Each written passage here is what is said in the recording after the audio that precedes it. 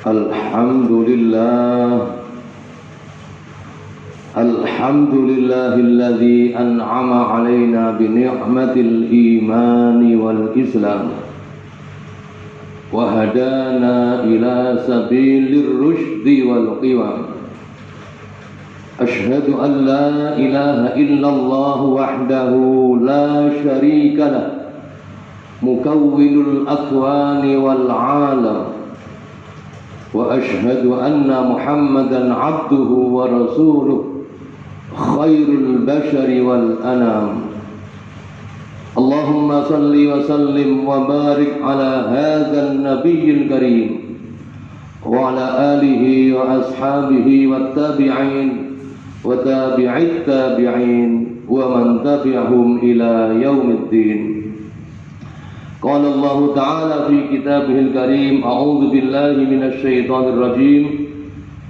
Bismillahirrahmanirrahim. Ya ayyuhalladzina amanu ista'inu bis-sabri was-salah, innallaha ma'as sabirin. Amma ba'du, fa ya ikhwani rahimakumullah, usikum wa nafsi bitaqwallahi wa ta'atihi, faqad fazal muttaqun. Ittaqullaha fis sirri wal 'alan, ittaqullaha wa la tamutunna illa wa antum muslimun. Amma ba'du, hadirin jamaah Jumat, kaum muslimin Masjid Baitul Falah yang selalu mengharapkan pertolongan Allah. Marilah bersama-sama dari masjid yang mulia ini kita panjatkan dan kita sanjungkan segala puji syukur kita hanya kepada Allah atas segala karunia, hidayah, ma'unah dan taufik yang telah diberikan kepada kita.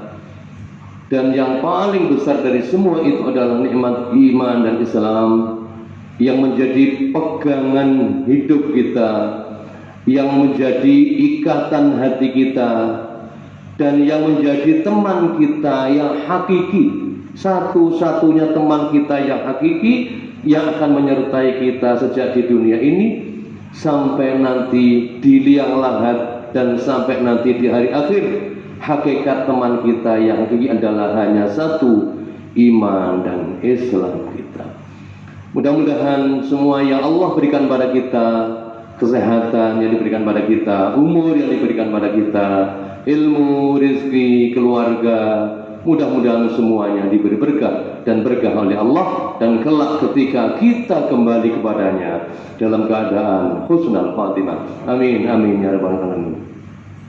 Yang kedua, para jamaah, marilah kita selalu tingkatkan takwa kita pada Allah kapanpun dan dimanapun kita berada.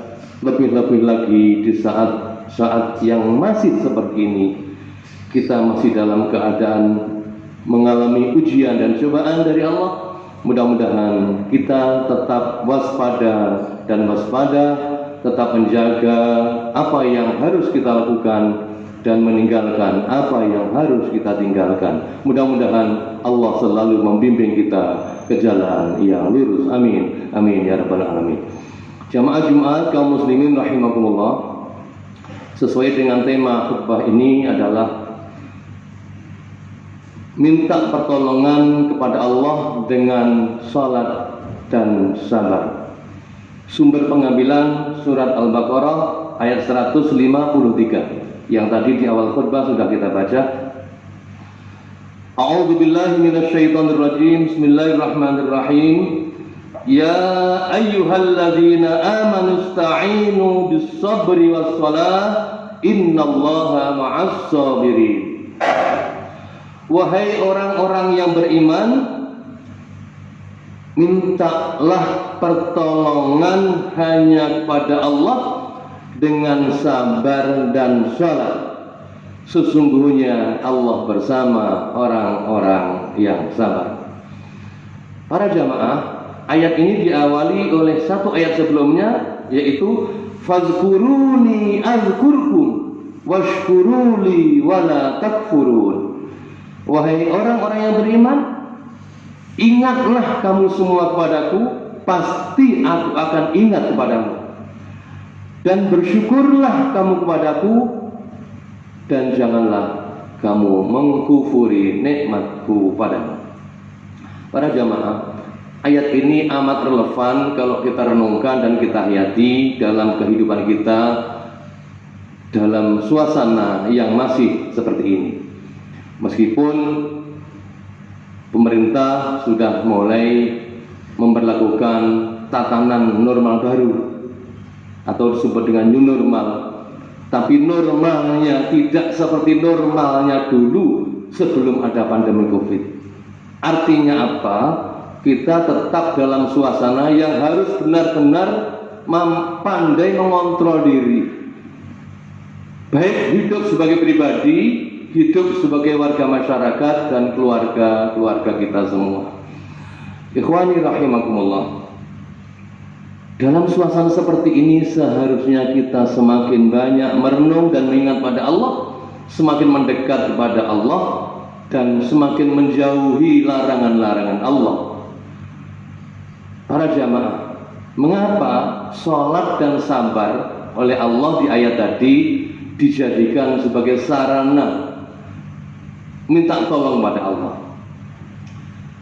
Pertama, sholat adalah instrumen alat komunikasi yang sangat ampuh bagi pribadi muslim.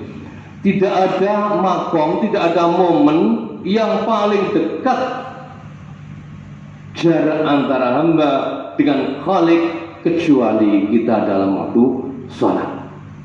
Apalagi sholatnya di hari Jumat, sholat di masjid, sholat dalam keadaan puasa Ramadan, sholat dalam keadaan sedang menunaikan umroh, haji, dan lain-lain. Tapi esensinya sholat. Apa sebab? Kata Allah dalam salah satu ayat Al-Quran, wa huwa aqrabu ilaihi min hablil warid.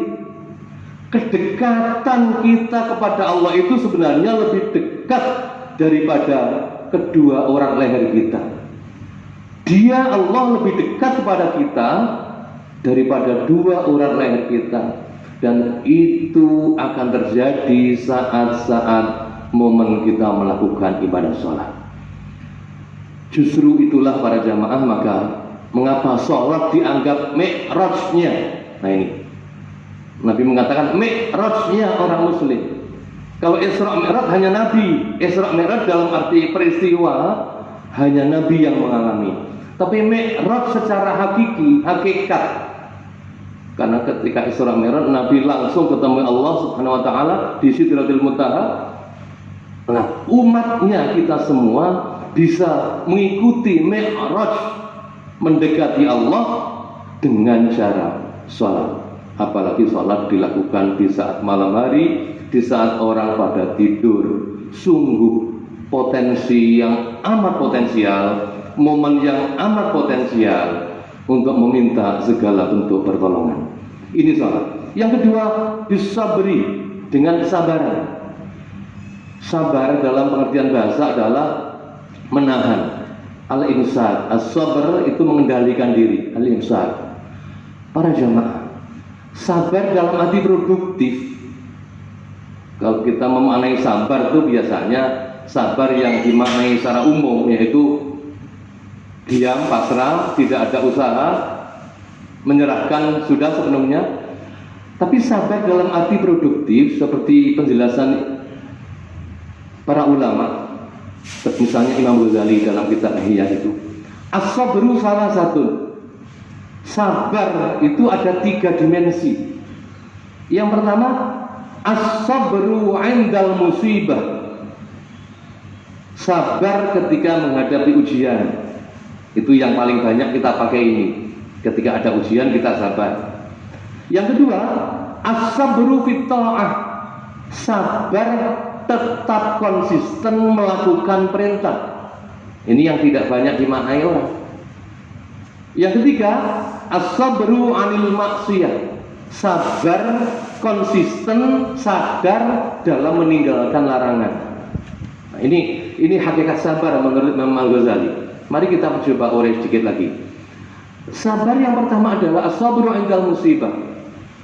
Sabar ketika ada musibah, ada malapetaka, ada banjir, ada tanah longsor, termasuk ada COVID-19 seperti ini. Sabar, hati kita menerima kenyataan, tetap tidak lupa diri, tetap minta pada Allah pertolongan, sabar dalam menghadapi musibah. Nah, yang kedua yang penting lagi juga, as-sabru fit ta'ah, sabar dan konsisten dalam melakukan perintah. Oleh orang yang berilmu, oleh pemerintah kita diperintahkan menggunakan masker. Kita sabar, kita sadar, kita patuh, kita sadar bahwa itu cara yang baik untuk menghindari COVID. Kita sadar, kita menjaga jarak, kita patuh. Kita tidak usah mendatangi tempat-tempat kerumunan banyak orang. Kita sadar, ikhlas, patuh. Itu artinya sabar. Jangan sabar ada musibah tapi diperintah pakai masker masih berontak, dilarang kumpul-kumpul orang banyak masih sengkal, menyepelekan. Ini berarti tidak sabar melakukan perintah. Yang ketiga, as-sabru 'anil ma'siyah, sabar dalam meninggalkan larangan. Nah, ini juga kontekstual sekali di saat pandemi seperti ini. Kita janganlah kalau tidak ada keperluan kemudian datang ke tempat-tempat kerumunan banyak orang, berlama-lama di situ, berdesak-desaan, duduk berlama-lama di, mohon maaf, kawan-kawan muda, adik-adik remaja, cangkruan di warkop-warkop yang tidak ada ujung pangkalnya sampai larut malam. Ya mohon maaf, bukan kita melarang warkopnya duduk di warkop, tapi posisi berdekat-dekatan ini yang saat ini menjadi larangan pemerintah kita. Nah, para jamaah, ketika tiga-tiganya tadi, tiga dimensi, as-sabru 'indal musibah, sabar menghadapi ujian, sabar menjalankan perintah, sabar meninggalkan larangan, insya Allah sholat yang kita mohon di situ pada Allah, sabar yang kita konsisten, tiga-tiganya kita lakukan, maka pertolongan Allah juga akan datang kepada kita semua. Marilah kita berdoa pada Allah, mudah-mudahan pandemi 19 ini segera berlalu dan kita semua akan kembali menunaikan tugas-tugas kita seperti sedia kala, penuh ridho Allah dan izin Allah Subhanahu wa taala. Amin. Amin ya rabbal alamin. Barakallahu li wa lakum fil Qur'anil azim. Wa nafa'ani wa iyyakum bima fihi minal ayati wa dzikril hakim. Wa taqabbala minni wa minkum tilawatahu innahu huwas samiul alim. Wa qur rabbi fir warham wa anta khairur rahim.